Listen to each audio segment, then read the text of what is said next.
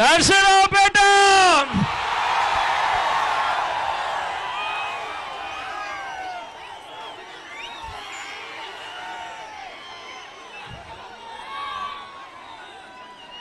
ఈరోజు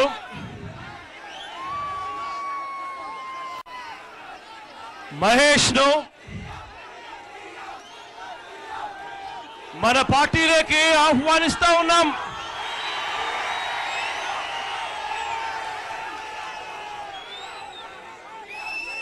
తోడుగా నువ్వు రా మహేష్, అన్నగా నిలబెడతానంటున్నారు.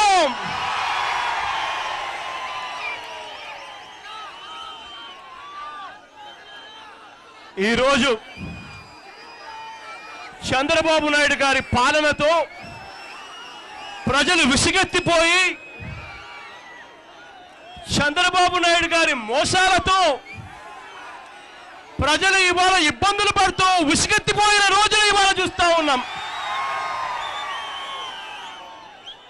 ఇటువంటి మోసపూరిత పాలనకు అడ్డుకట్ట వేయాలి అనంటే మనం అందరం కూడా ఒక్కటి కావాలి అని చెప్పి అందులో భాగంగానే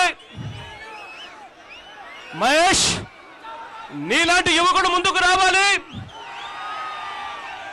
తోడుగా నాకు నిలబడు, అన్నగా నీకు నేను తోడుగా ఉంటాను అని చెప్పి ఆహ్వానించారు.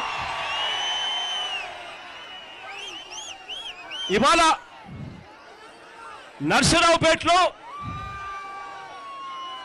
మహేష్ వచ్చినందువల్ల కన్ఫ్యూజన్ ఏమైనా వస్తుందేమో అని చెప్పి చాలా మంది తెలుగుదేశం వాళ్ళు ఆనందంగా ఎదురు చూస్తున్నారేమో. కన్ఫ్యూజన్ రానే రాదు అని చెప్పి నేను గట్టిగా చెప్తా ఉన్నా. కారణం ఏంటంటే మహేష్ను తీసుకునే ముందు జగన్రెడ్డి మహేష్ను తీసుకునే ముందు జంగన్నతో నేను మాట్లాడా. అన్నా జంగన్న, చంద్రబాబు నాయుడు గారిని పాలనకు ప్రజలు విసిగెత్తిపోయిన పరిస్థితుల్లో ఇవాళ అందరం కలిసికట్టుగా ఒక్కటై ఇవాళ చంద్రబాబు నాయుడు గారిని బంగాళాఖాతంలో కలిపే పరిస్థితి తీసుకొని రావాలి అని చెప్పి జంగన్నతో మాట్లాడుతూ అడిగాం. ఆ తర్వాత నేను జంగన్న ఇద్దరం కలిసికట్టుగా ఆలోచనలు చేసి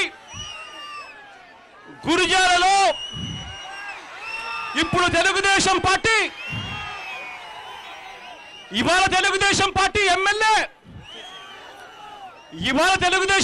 ఎమ్మెల్యేలు చేస్తున్న దురాగతాలు ఇంత అంతా కాకుండా ఉన్నాయి. క్లబ్బుల దగ్గర నుంచి మైళ్ళ దాకా, ఇసుక దగ్గర నుంచి చివరికి థియేటర్ ఓనర్ల దాకా కూడా ఇవాళ పూర్తిగా రౌడీజంతో నడుపుతా ఉన్నాడు రాజ్యాన్ని. అక్కడ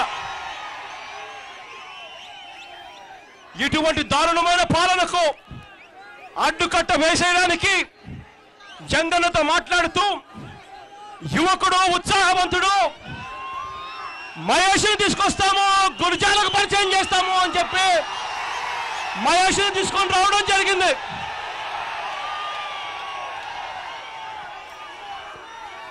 మహేష్ని ఆశీర్వదించండి. గురిజాలకు నా తమ్ముడే అక్కడ నిలబడుతున్నాడు అని చెప్పి ఆశీర్వదించమని చెప్పి నేను కోరుతా ఉన్నాను మిమ్మల్ని అందరినీ. నర్సరావుపేటకు మీకు ఇంతకు ముందే పరిచయం ఉండే ఎమ్మెల్యే డాక్టరు సౌమ్యుడు అన్ని రకాలుగా మీకు తోడుగా ఉండి కొనసాగుతాడు. జంగన్న విషయంలో నాకు నాన్న చనిపోయిన తర్వాత జంగన్న లాంటి వాళ్ళు నాకు నాన్నగా నిలబడిన వ్యక్తులు. ఎట్టి పరిస్థితుల్లోనూ జంగన్నకు అన్యాయం జరగదు అని చెప్పి నేను చెప్తా ఉన్నా. ముఖ్యమంత్రిగా ప్రమాణ స్వీకారం చేసిన 6 నెలలకే జంగన్న నా పక్కన కూర్చోబెట్టుకుంటా అని కూడా సభాముఖంగా మాట చెప్తా ఉన్నా. చట్ట సభల్లోకి తీసుకొని వస్తాను, నా పక్కన జగన్ను కూర్చోబెట్టుకుంటాను అని చెప్పి కూడా గట్టిగా చెప్తా ఉన్నా. ఇవాళ రాష్ట్రంలో పరిస్థితులు ఎలా ఉన్నాయి అని చెప్పి నేను వేరే చెప్పనవసరం లేదు. ఇవాళ రాజకీయాలలో వచ్చినప్పుడు నానప్పుడు ఒక మాట అంటూ ఉండేవాడు, ఎన్నాళ్ళు బతికామన్నది కాదు ముఖ్యం, బ్రతికినంత కాలం మనం ఎలా బతికామన్నదే ముఖ్యము అని. ఇవాళ నేను అడుగుతా ఉన్నా, అబద్ధాలు చెప్పి మోసం చేసే ముఖ్యమంత్రి కావాలా? రెండు చేతుల పైకెత్తి గట్టిగా చెప్పాలి, ఇలా ఇలా ఇలా ఇలా ఇలా ఇలా ఇలా ఇలా ఇలా ఇలా ఇలా ఇలా అని. అబద్ధాలు చెప్పి మోసం చేసే ముఖ్యమంత్రి వద్దు అని చెప్పి ఇవాళ ప్రతి సోదరుడు చేతులెత్తి చెప్తా ఉన్నాడు, రెండు చేతులు ఊపి ఇలా ఇలా ఇలా ఇలా ఇలా ఇలా అని. ప్రతి అక్క, ప్రతి చెల్లెమ్మ, ప్రతి అవ్వ, ప్రతి తాత చెప్తా ఉన్నారు, రెండు చేతుల పైకెత్తి ఇలా ఇలా ఇలా ఇలా ఇలా ఇలా ఇలా వద్దు అని. భావి తరాలకు నాయకుడిని పరిచయం చేసేటప్పుడు ఫలాని వాడు మా నాయకుడు అని ప్రతి కార్యకర్త సగర్వంగా తలెత్తుకొని చెప్పుకునే విధంగా ఉండాలి నాయకుడు అనేవాడు. కానీ ఇవాళ చంద్రబాబు నాయుడు గారిని చూసి సిగ్గుతో తలదించుకునే పరిస్థితిలో ఉంది ఇవాళ నాయకత్వం అని చెప్పి చెప్తా ఉన్నా. అబద్ధాలు ఆడడం, మోసం చేయడం ఏ స్థాయిలో జరిగిందో మీ అందరికీ కూడా తెలిసిన విషయమే. ఎన్నికలకు ముందు ఇదే చంద్రబాబు నాయుడు గారు ఏమన్నారు, రైతుల రుణాలన్నీ పూర్తిగా బేషరతుగా మాఫీ చేస్తాను అన్నాడా లేదా? అన్నాడా లేదా? రెండు చేతులు పైకెత్తి చెప్పాలి గట్టిగా, అన్నాడు. ఎన్నికలకు ముందు చంద్రబాబు నాయుడు గారు ఏమన్నారు, గోడల మీద ఏం రాతలు రాశారు, టీవీలలో ఏం అడ్వర్టైజ్మెంట్లు వచ్చాయి, బ్యాంకుల్లో పెట్టిన బంగారం ఇంటికి రావాలి అంటే బాబు ముఖ్యమంత్రి కావాలి అన్నాడా లేడా అంటున్నా. రెండు చేతులు పైకెత్తాలి గట్టిగా చెప్పాలి, అన్నాడు అని. అడ్డగోలుగా రైతన్నలను మోసం చేశాడు. ఇవాళ రైతన్నలకు బ్యాంకుల్లో పెట్టిన బంగారం ఇంటికి రావడం లేదు. ఇవాళ బ్యాంకుల్లో పెట్టిన బంగారానికి బ్యాంకులు ఇవాళ నోటీసులు పంపుతా ఉన్నాయి, వేలం వేస్తూ ఉన్నట్టుగా వస్తా ఉన్నాయి ఇవాళ నోటీసులు. రైతులను మోసం వదిలిపెట్టలేదు, అక్క చెల్లెమ్మలను వదిలిపెట్టలేదు. ఆ రోజు ఎన్నికలప్పుడు డ్వాక్రా అక్క చెల్లెమ్మలు ఉన్నారని పూర్తిగా మాఫీ చేస్తాను అని చెప్పి అన్నాడా లేదా అని అడుగుతా ఉన్నాను. రెండు చేతుల పైకెత్తి గట్టిగా చెప్పాలి, అన్నాడు అన్న మాట వస్తుంది. ముఖ్యమంత్రి అయ్యాడు, డ్వాక్రా రుణాలన్నీ మాఫీ అయ్యాయా అని అడుగుతా ఉన్నాడు. రెండు చేతుల పైకెత్తి ఇలా ఇలా ఇలా ఇలా ఇలా ఇలా ఇలా ఇలా ఊపాలి. మాఫీ కాలేదు అన్న మాట వస్తుంది. ఇదే చంద్రబాబు నాయుడు గారు చదువుకున్న పిల్లలను వదిలిపెట్టలేదు, ఉద్యోగాల కోసం వెతుకుతున్న పిల్లలను వదిలిపెట్టలేదు. ఎన్నికలకు ముందు అన్న మాట, జాబు రావాలంటే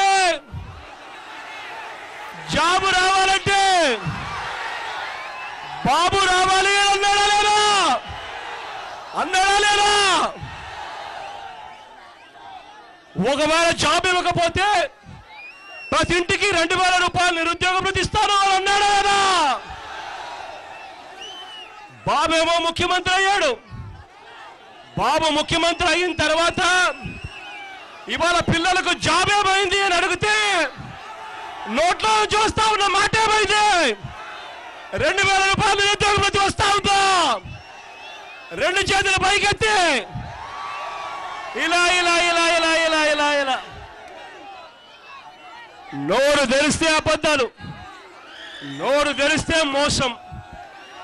ఇటువంటి చంద్రబాబు నాయుడు గారు అబద్ధాలు మోసాలతో ముఖ్యమంత్రి కావడమే కాక రాష్ట్రం కోసం, ప్రజల కోసం తోడుగా నిలబడాల్సిన స్థానంలో ఉన్న ముఖ్యమంత్రి ఇవాళ రాష్ట్రాన్ని అడ్డగోలుగా అమ్మేస్తా ఉన్నాడు చంద్రబాబు నాయుడు గారు.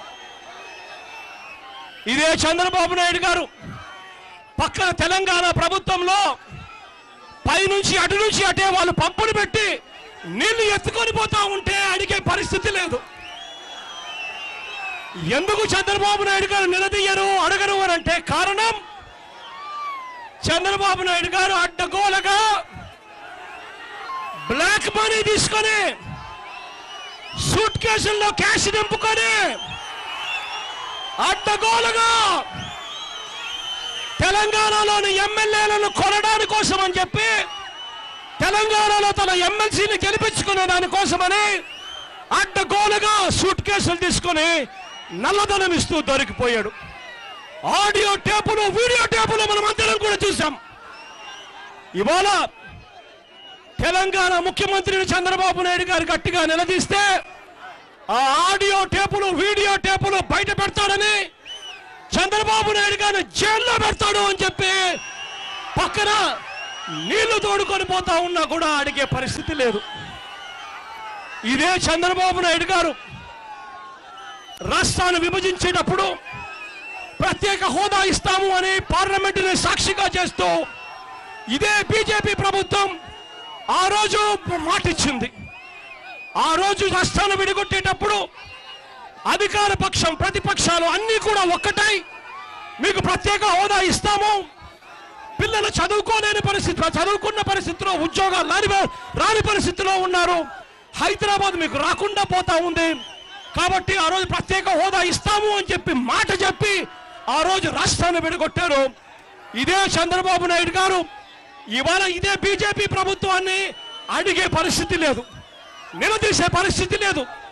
ఎందుకు నిలదీయవు చంద్రబాబు నాయుడు గారు అని అంటే కారణం ఇదే చంద్రబాబు నాయుడు గారికి మోడీ అంటే వణుకు కాబట్టి ఇదే చంద్రబాబు నాయుడు గారు నిలదీసే పరిస్థితి లేదు.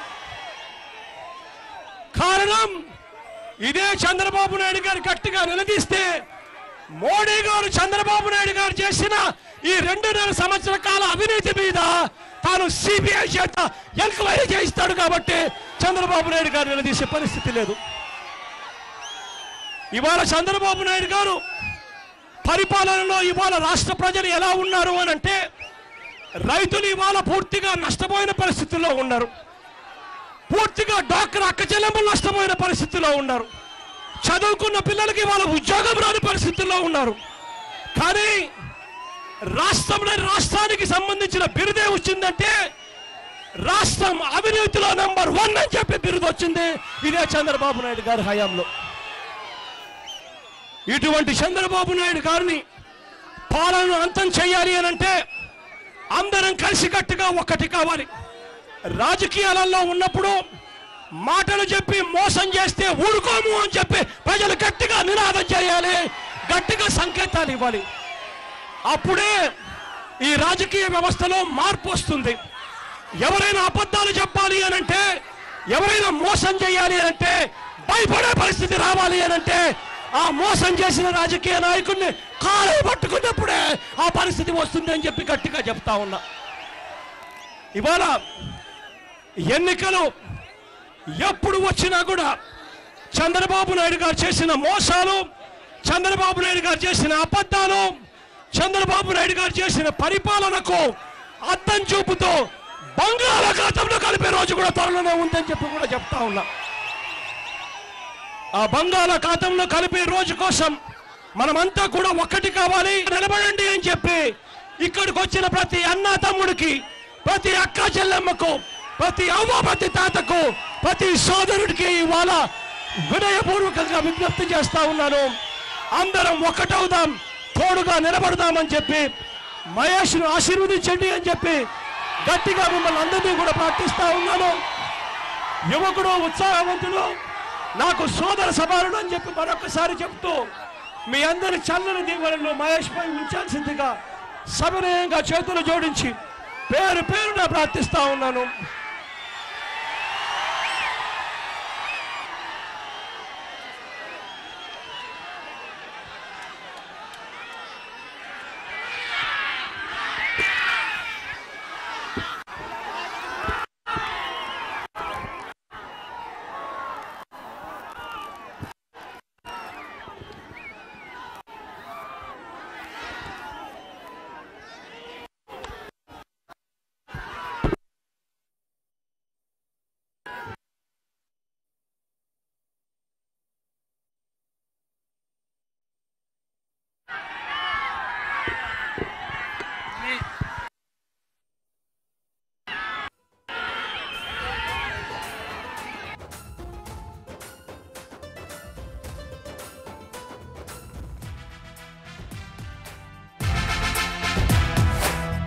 అదిగదిగో వస్తుందదిగో వైఎస్ఆర్ పార్టీ అదిగో మనమల మసిలే పేదల బ్రతుకుల రాతలు మార్చక వస్తుందదిగో అదిగదిగదిగో వస్తుందదిగో వైఎస్ఆర్ పార్టీ అదిగో మనమల మసిలే పేదల బ్రతుకుల రాతలు మార్చక వస్తుందదిగో ఎండిన ఆకలి కడుపుల సాక్షిగా మగ మగ రగిలే గుండెల సాక్షిగా ఎండిన ఆకలి కడుపుల సాక్షిగా మగ మగ రగిలే గుండెల సాక్షిగా మన రక్తం సాక్షిగా వస్తుందదిగో వస్తుందదిగో జనమై జగనై వస్తుందదిగో వస్తుందదిగో వస్తుందదిగో వైఎస్ఆర్ పార్టీ అదిగో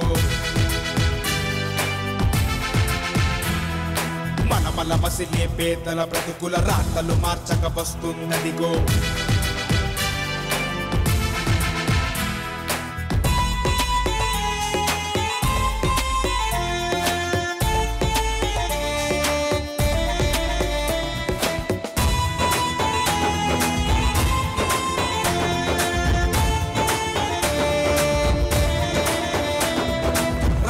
రాజ్యం కూల్చేలా ఉదయించను వందల సూర్యుళ్ళై మబ్బును తరిమే వెలుతురుకై అనగారిన బ్రతుకుల ధైర్యంకై ఉద్యమమే ఓ ఊపిరిగా పురకేసే అలలై జనసంద్రం రైతుల బాధలు తీర్చుటకై రాష్ట్రాన్నే పచ్చగా మార్చుటకై పెరుగై కదిలే అడుగు రేపటికై ముందడుగు ఊపిరిపోయే వరకు పోరాటం ఆగదు తుదకు వస్తుందదిగో వస్తుందదిగో బాటై వస్తుందదిగో అదిగదిగదిగో వస్తుందదిగో వైఎస్ఆర్ పార్టీ అదిగో మనమల మసిలే పేదల బ్రతుకుల రాతలు మార్చక వస్తుందదిగో ఎండిన ఆకలి కడుపుల సాక్షిగా భగ భగ రగిలే గుండెల సాక్షిగా ఎండిన ఆకలి కడుపుల సాక్షిగా భగ భగ రగిలే గుండెల సాక్షిగా